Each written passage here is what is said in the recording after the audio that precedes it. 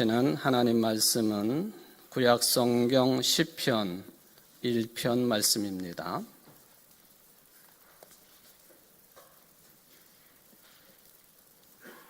시편 1편 1절부터 6절까지 말씀을 봉독해 드리겠습니다. 복 있는 사람은 악인들의 꾀를 따르지 아니하며 죄인들의 길에 서지 아니하며 오만한 자들의 자리에 앉지 아니하고 오직 여호와의 율법을 즐거워하여 그의 율법을 주야로 묵상하는도다. 그는 시냇가에 심은 나무가 철을 따라 열매를 맺으며 그 잎사귀가 마르지 아니함 같으니 그가 하는 모든 일이 다 형통하리로다. 악인들은 그렇지 아니하며 오직 바람에 나는 겨와 같도다. 그러므로 악인들은 심판을 견디지 못하며 죄인들이 의인들의 모임에 들지 못하리로다. 무릇 의인들의 길은 여호와께서 인정하시나 악인들의 길은 망하리로다. 아멘. 이는 하나님의 말씀입니다. 하나님께 감사합니다. 영국의 옥스퍼드 대학에서 종교학 과목의 시험을 치를 때의 일화가 알려져 있습니다. 그때 시험 문제가 뭐였느냐 하면 요한복음 2장에 있는 가나의 혼인잔치 이야기가 되겠습니다.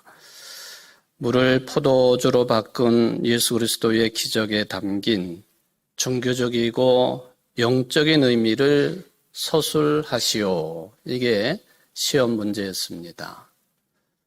다른 학생들은 다 열심히 시험 문제를 풀고 있는데 한 학생만 우두커니 앉아 있어서 교수님이 2번씩이나 다가가서 시험 문제 풀 것을 재촉을 했습니다.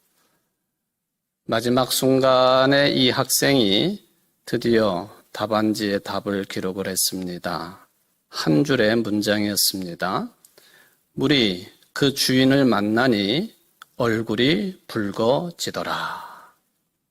이게 물을 가지고 포도주를 만드신 기적 이야기를 가지고 종교적이고 영적인 의미를 찾아보라라고 하는 시험 문제 끝에 물이 그 주인을 만나니 얼굴이 붉어지더라. 매우 문학적인 그런 답변을 썼습니다. 이 답으로 최우수 점수를 받았다고 합니다. 그 사람이 유명한 영국의 시인인 조지 고든 바이런이라고 하는 시인이 되겠습니다. 물이 그 주인을 만나니 얼굴이 붉어지더라. 우리 기독교인들의 궁극적인 삶의 지표가 담겨 있는 답안이라고 해도 과언이 아니겠습니다. 오늘 예배와 또 말씀이 여러분 모두가 주인을 만나는, 그래서 의미 없는 색깔 없는 물과 같은 존재들이지만은 본래의 색을 되찾을 수 있는 이 복된 시간 되시기를 주의 이름으로 축원을 드립니다. 얼마 전에 우리 교회가 교회 이름으로 미얀마 사태를 직시하면서 헌금 200만 원을 보낸 적이 있습니다. 철저한 불교 국가인 태국에서 정부가 공식적으로 인정하는 외국 선교사로서 활동을 하고 있는 우리 교단의 이재광 목사님께서 특별히 그분이 이 골든 삼각주라고 하는 미얀마, 태국, 버마 이런 그 국경지대에서 활동을 하시는데 미얀마 피난민들을 위해서 열심히 활동을 하고 계십니다. 그분께 직접 헌금을 온라인으로 전달을 해드렸는데 사진을 보내주셨습니다. 우리 교회가 보낸 헌금이 이렇게 사용되고 있습니다 하는 것을 여러 장의 사진을 보내주셨습니다. 청주제일교회가 후원한 헌금으로 쌀이라든지 또 저들에게 급하게 필요한 생필품 등을 구입을 해서 이제 전달을 한 내용들이 되겠습니다. 우리 교회 이름으로 전달됐다고 하는 그런 내용들이 되겠습니다. 아직도 우리는 미얀마를 위해서 또 뭐 전 세계 폭력하에 있는 모든 사람들을 위해서 또 폭력을 휘두르고 있는 자들을 위해서 기도하고 우리들이 할 수 있는 일이 무엇인가를 찾아야 할 때라고 하는 생각을 끊임없이 하게 됩니다. 솔직히 세상에는 악한 자들이 너무나 많이 있는 것 같습니다. 무엇보다도 하나님의 형상대로 지음받은 사람의 생명을 강제적으로 억압을 하거나 또 빼앗는 존재들이라고 한다면 악한 자들이라고 우리가 불러도 틀리지 않는 표현이 되겠습니다. 미얀마를 위한 기도를 끊임없이 해주시기를 부탁을 드립니다. 8월 초, 오늘이 8월 1일입니다만은 며칠 있으면은 저쪽 아메리카의 캐나다하고 미국의 국경이 개방이 된다고 하는 소식이 이미 전해졌습니다. 대부분이 육지로 맞닿아 있는 두 국가들입니다. 근데 국경이 개방이 되기도 하지만 이제 공항도 여러 공항이 개방이 되어서 출입국을 관리를 하게 된다고 합니다. 근데 이전하고 캐나다 국제공항의 입국장의 구조가 바뀌었다라고 하는 이야기입니다. 이전에는 내국인이 서는 줄이 있고 또 외국인이 서는 줄이 있고 뭐 보통 그렇게 크게 나뉘어진 입국장의 풍경을 염두에 둘 수가 있겠습니다만은 이제는 그것 대신에 어떤 줄을 서야 되느냐 하면은 코로나19 백신을 맞은 사람 줄, 아직 맞지 않은 사람 줄, 이렇게 나누어서 이제 캐나다로 입국을 해야 된다라고 하는 그런 이야기가 되겠습니다. 많이 달라진 환경이지요. 캐나다의 연방보건부가 이제 코로나19 백신 중에도 5가지는 인정을 한다고 그래요. 그리고 특별히 두 나라에서 생산된 백신은 인정을 하지 않는다고 그럽니다.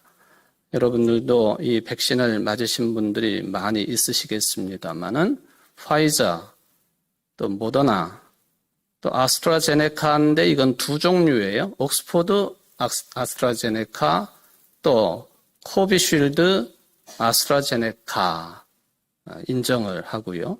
또 얀센, 이 5가지 종류의 백신이나 또는 교차 접종하신 분들을 인정을 하는데 좀 미안하지만은 러시아산 백신을 맞은 사람들, 중국산 백신을 맞은 사람들은 인정을 안 한다는 거예요.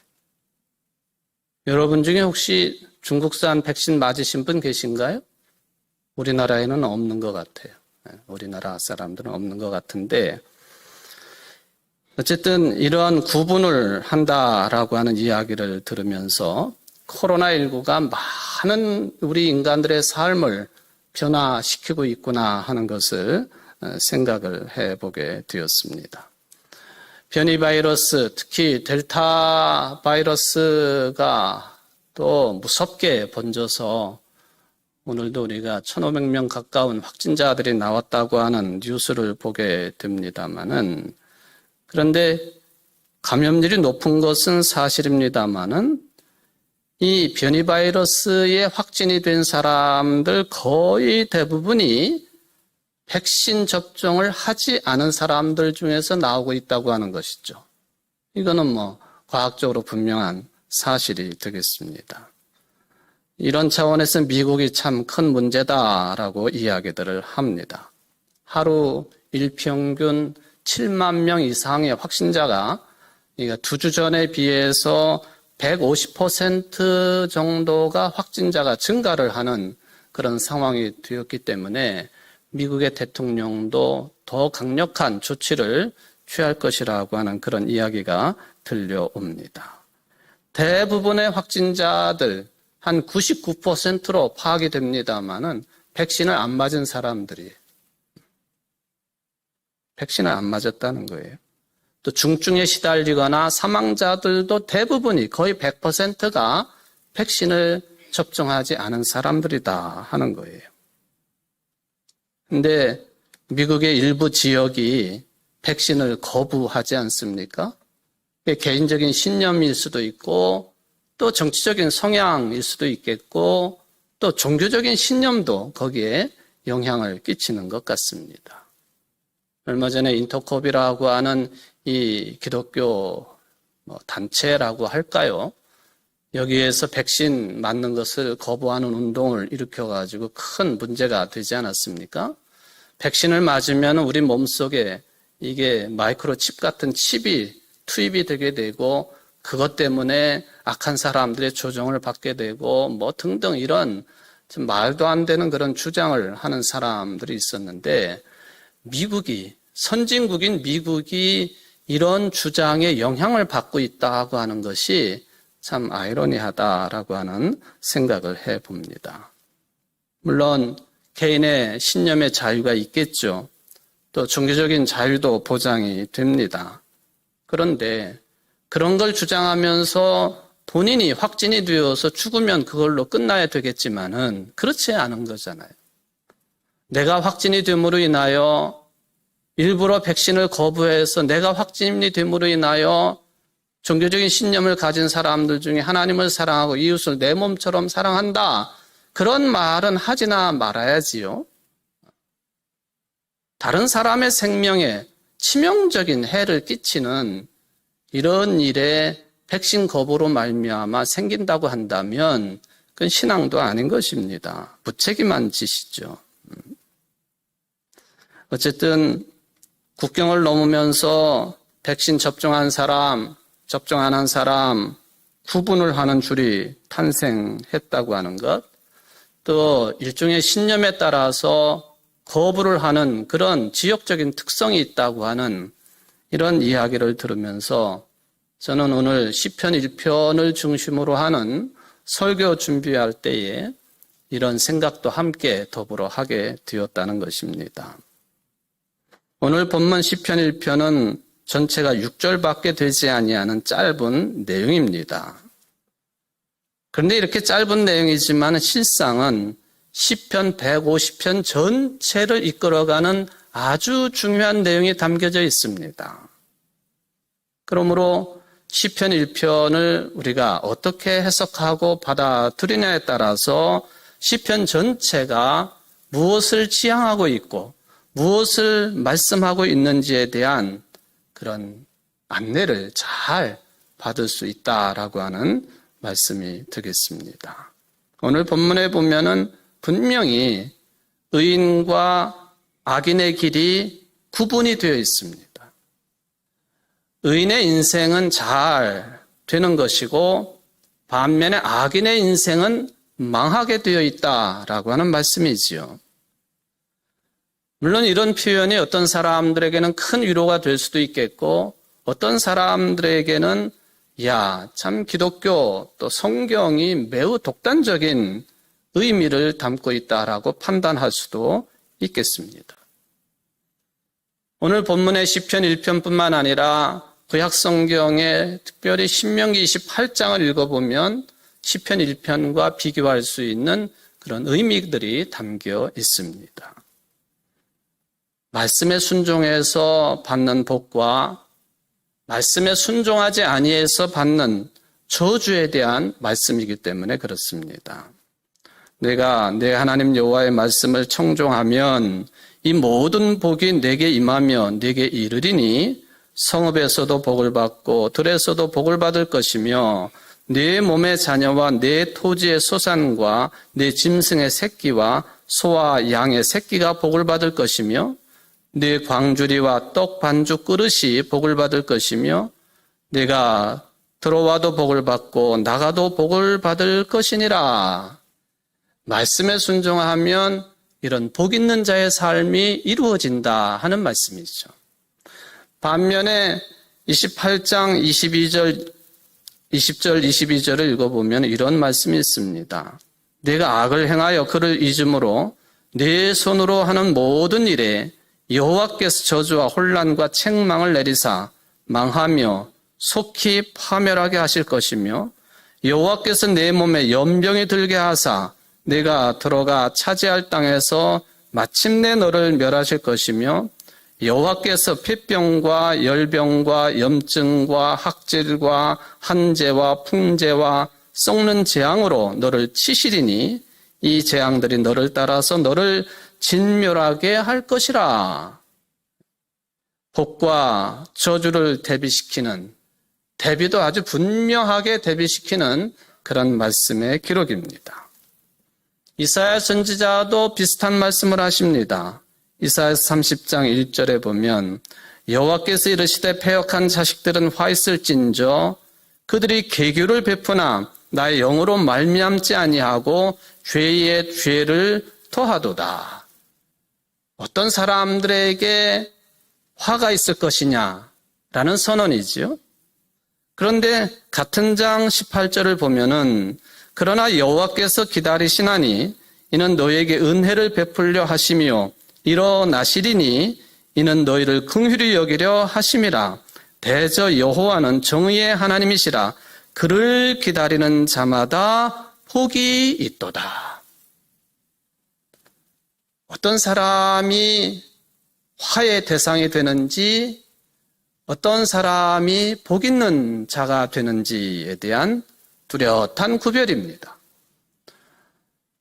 복음서로 넘어가 보면 예수님께서도 이 비슷한 흐름의 말씀을 주십니다. 마태복음 23장 말씀이죠. 당시에 바리새인과 서기관, 종교 지도자들이 죄악을 저지르는 것에 대해서 경고하시면서 하신 표현입니다. 자그마치 7번에 걸쳐서 화 있을진저 그렇게 말씀하세요. 도대체 어떤 사람들에게 화가 임할 것이냐? 첫 번째, 사람들 앞에서 천국문을 닫고 자신들도 들어가지 않고 들어가려 하는 자들도 들어가지 못하게 하는 죄를 짓는 사람들에게 화가 있다. 교인 하나를 얻기 위해서 바다와 육지를 두루 다녀 교인을 얻으면 오히려 지옥 자식으로 만드는 죄를 짓는 사람들에게 화가 있다. 제단보다 예물을 더 거룩하게 여기는 죄를 짓는 사람들에게 화가 있다. 사소한 식물의 11조까지 철저하게 지키면서 보다 중요한 정의와 긍휼과 믿음을 버린 죄를 저지르는 사람들에게 화가 있다.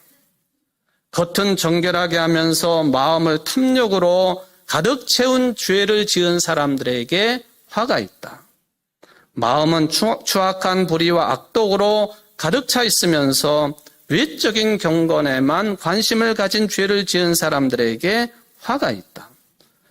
의로운 조상들의 뜻을 기리고 잘 섬기는 것처럼 하지만 실상은 의로운 자들을 박해한 죄를 저지른 사람들에게 화 있을진저. 칠화라고 불리우는 이 말씀을 선언을 하셨습니다. 이런 내용들과 오늘 시편 1편을 얼마든지 비교를 해볼 수가 있겠습니다. 오늘 본문은 복 있는 사람은 이라고 하는 말로 시작을 하지 않습니까? 물론 번역서마다 약간씩 차이가 있기는 합니다. 예를 들면 행복하여라 그 사람 이렇게 시작한다든지 복되어라 이렇게 시작한다든지 행복하여라 다양한 번역의 모습들을 접근할 수가 있겠습니다. 그런데 어떻게 번역을 하든지 간에 이 복 있는 사람은 이라고 하는 이 원어 히브리어 아스레를 정확하게 번역을 해보면 이런 뜻이에요. 복이 있기를 바란다. 그런 뜻입니다. 복이 있기를 바란다. 예수님께서 마태복음 5장에 팔복 말씀을 주셨는데 심령이 가난한 사람, 애통하는 사람, 온유한 사람, 의에 줄이고 목마른 사람, 긍휼히 여기는 사람, 마음이 청결한 사람, 화평케 하는 사람, 의를 위하여 핍박을 받은 사람들은 복이 있도다라고 말씀을 하시는데, 당연히 신약 성경이기 때문에 헬라어 마카리오이라고 하는 이 헬라어 단어를 사용을 합니다만은 이 히브리어나 헬라어나 똑같은 의미예요. 복이 있기를 바란다. 이런 사람들에게 1절에서 말씀하고 있는 복이 임하게 될 사람의 특징이 뭐냐? 악인들의 꾀를 따르지 않는 사람, 죄인들의 길에 서지 않는 사람, 오만한 자들의 자리에 앉지 않는 사람들이 복이 있는 사람들이다라는 말씀입니다. 여러분, 악인, 죄인, 오만한 자, 세 종류의 인생들이 구분이 되고 있습니다만은 어떤 학자가 그런 연구를 했습니다. 이 세 종류의 사람들 중에 어떤 사람이 제일 나쁜 사람일까? 여러분들 생각에는 이 세 종류 사람들 중에 어떤 사람이 제일 나쁜 사람일 것 같습니까? 근데 이 학자는 세 번째 사람을 제일 나쁜 사람이라고 했습니다. 왜냐하면 악을 저지르고 죄를 짓고 인간이 나약한 존재이기 때문에 그럴 수 있겠다. 그런데 세 번째는 자기 스스로를 오만한 자라고 하는 이 뜻은 자기 스스로의 위상을 신적인 위치에까지 올려놓은 사람이기 때문에 제일 나쁜 사람이라고 평가를 합니다. 오만한 자. 그래서 우리 기독교 신앙은 처음부터 교만한 것이 가장 본질적인 죄의 모습이라고 규정을 하지 않습니까? 자기만을 사랑하고 또 자기 중심적인 생각과 삶의 태도에서 전혀 벗어날 줄 모르는 사람들, 자기가 최고고 그래서 결국에는 하나님의 자리에 자기 자신을 올려놓는 사람, 교만한 사람이라 하는 것이죠. 이런 사람들의 특징이 뭡니까? 다른 사람을 조롱하고 무시하고 혐오하는 것에 있습니다. 혐오라고 하는 단어가 요즘에 우리 사회에서 많이 회자가 됩니다.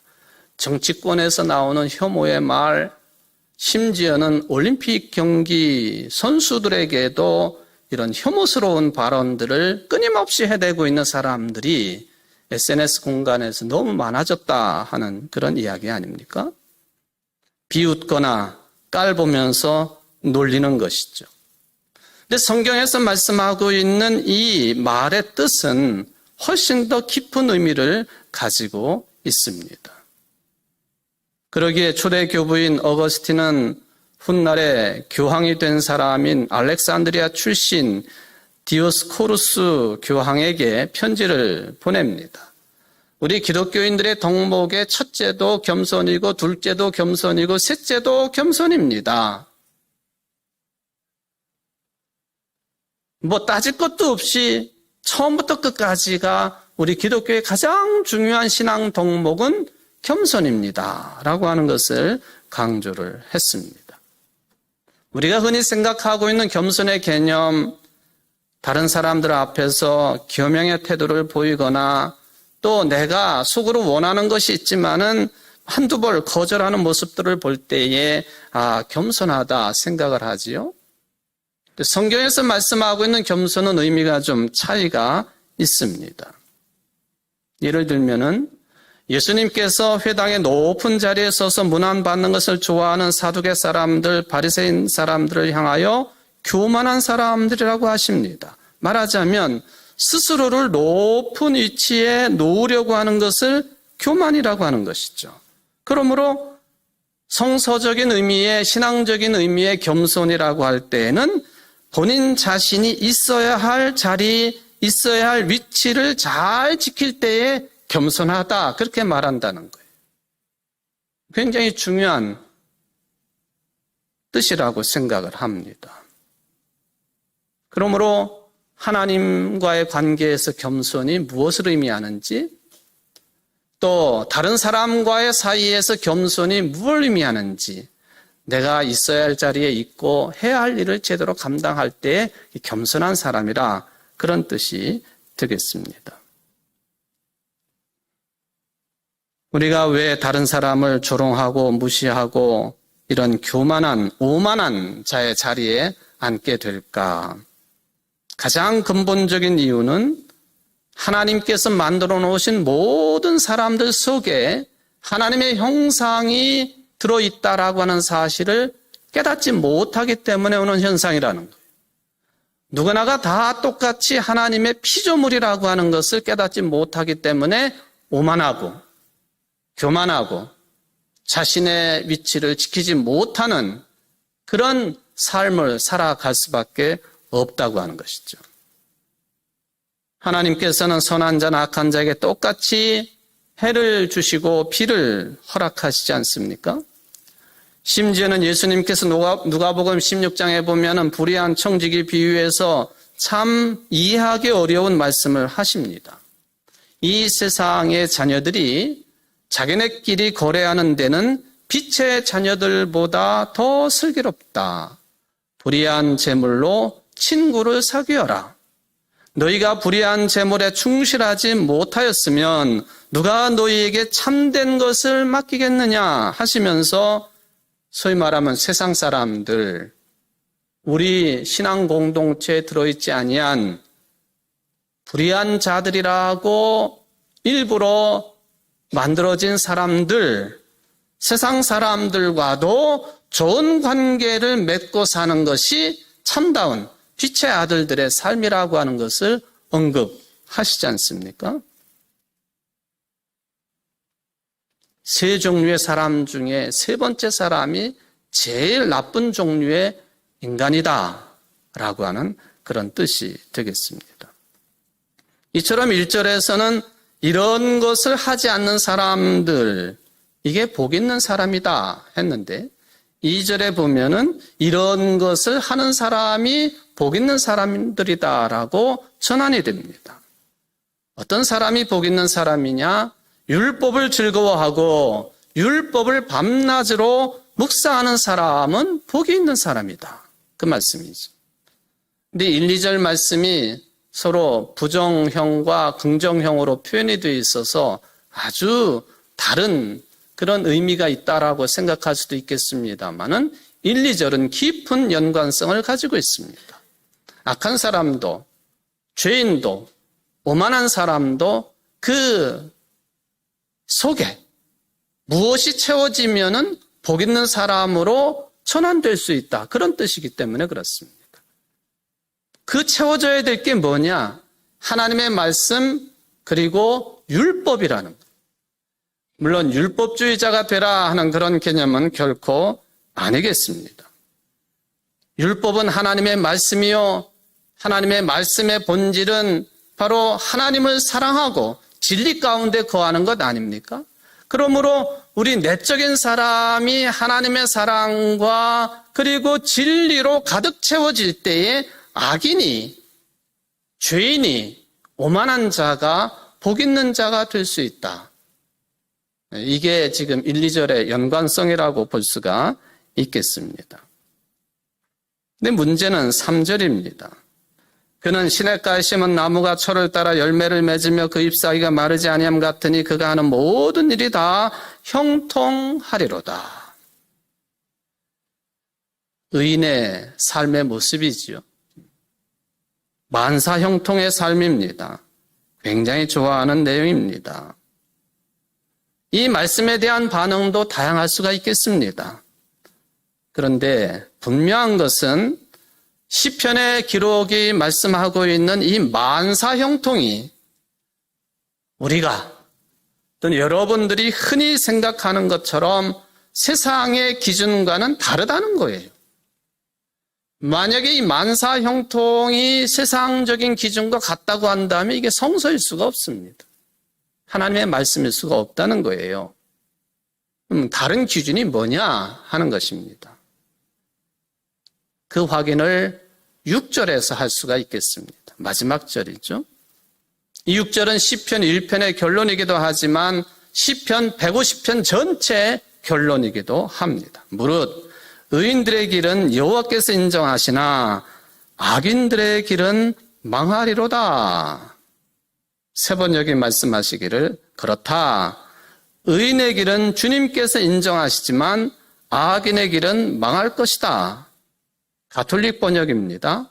의인들의 길은 주님께서 알고 계시고 악인들의 길은 멸망에 이르기 때문이다. 여기 우리 개역 개정판이나 세번역 똑같이 인정이라고 하는 말이 사용되어지고 있습니다. 하나님께서 인정하신다. 여호와께서 인정하신다.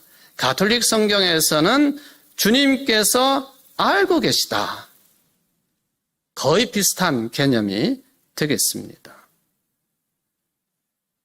인정한다라고 하는 말과 안다라고 하는 뜻, 이것은 KJV라고 하는 흠정역도 독일 성경도 알고 있다, 인지하다, 이해하다 그런 뜻을 가지고 있는 단어를 선택을 합니다. 책임을 지고 알고 있다 또는 인정한다, 이게 아주 중요한 내용입니다. 그러므로 만사형통이라고 하는 이 개념은 세상 살아가면서 내가 원하는 방식대로 내 삶이 인생이 무조건 잘 풀린다라고 하는 그런 통속적인 의미가 아닙니다. 만사형통은 하나님께서 나의 인생살이를 깊이 알고 계시고 인정하신다라는 뜻입니다. 여러분 잘 생각해 보십시오. 어떤 것이 여러분에게 정말로 본질적으로 중요한 내용입니까? 세상 살면서 만사형통하는 거 좋은 일이지요. 이건 다 손에서 내려놔야 될 것들이, 다 끊어져야 될 관계들입니다. 그런데 하나님께서 나를 인정하시고 하나님께서 나를 아시고 하나님께서 나를 인지하고 계시고 하나님께서 나에게 책임적으로 움직여주신다고 하는 이 말씀이 훨씬 더 본질적인 것이에요. 이게 시편 1편의 결론이기도 하고 시편 전체의 결론이라고 하는 것입니다. 세상 살아가면서 남들에게 인정받기를 얼마나 원하시나요? 심지어는 신조입니다마는 관종이라고 하는 평가를 받을 정도로 어른에게, 친구에게, 이웃에게, 사람들에게 인정받으려고 수단 방법을 가리지 않는 사람들이 참 많습니다. 심지어는 인정받고 싶어서 싸움까지 하고, 인정받고 싶어서 투쟁을 벌이고, 주변을 두리번거리고, 인정을 받으려고 말썽을 피우는 이런 종류의 삶을 살아가는 사람들을 젊은이들이 흔히 쓰는 말이기는 합니다만, 쟤는 관종이야, 관종.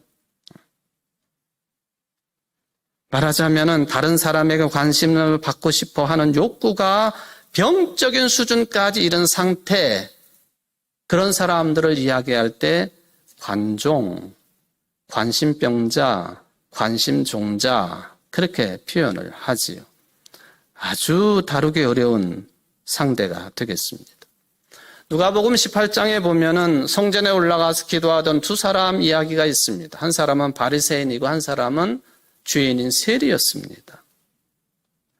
저는 오늘 말씀과 연결을 지으면서 성전에서 기도했던 이 바리새인이 아마도 관종과 같은 사람일 것이다 라고 생각해 봅니다. 하나님께 인정받으려고 이런 내용으로 기도를 합니다. 하나님 감사합니다. 나는 남의 것을 빼앗은 자나 불의한 자나 간음한 자와 같은 다른 사람들과 같지 않습니다.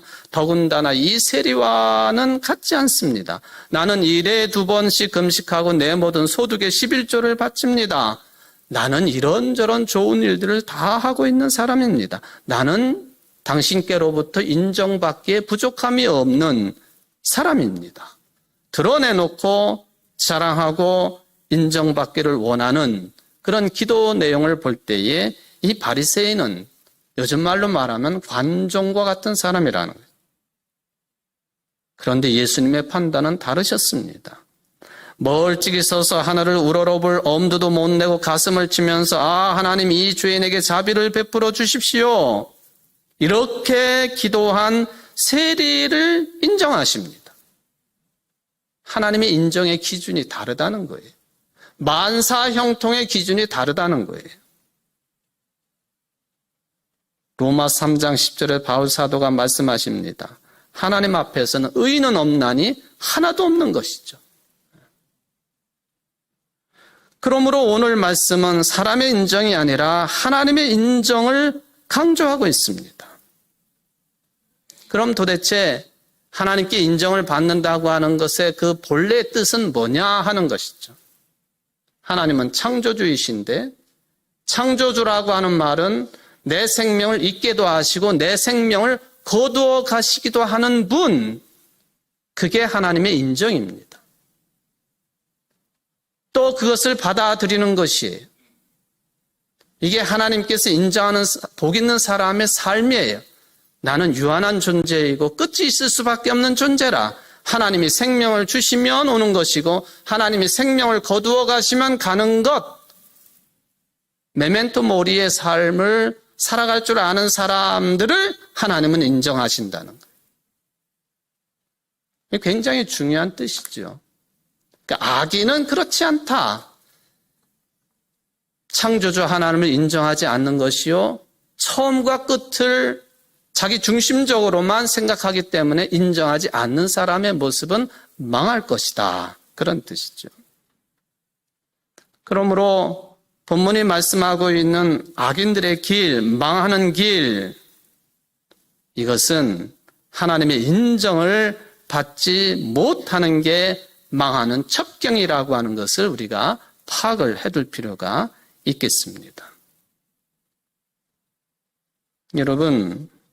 여러분이 하나님의 인정을 받는다고 할 때 나의 무엇을 내가 인정받을 수 있겠는가?